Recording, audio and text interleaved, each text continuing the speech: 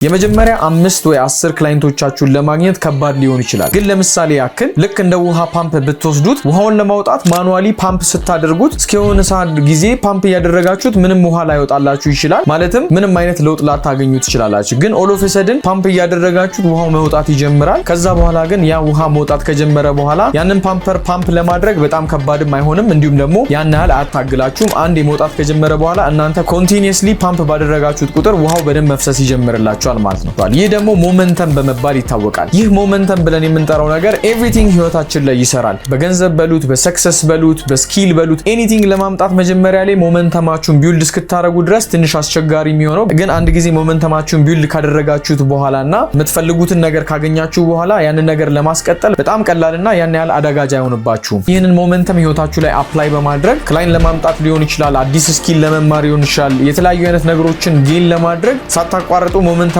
ፓምፕ ማድረግ አለባችሁ። ታዲያ የተለያየ አይነት ቢዝነስ ኦነር ሆናችሁ ከኛ ጋር መስራት የምትፈልጉ ከሆነ በኮንተንት ክሪኤሽን፣ በሶሻል ሚዲያ ማኔጅመንት እንዲሁም በዲጂታል ማርኬቲንግ ከኛ ጋር አብራችሁ መስራት ትችላላችሁ።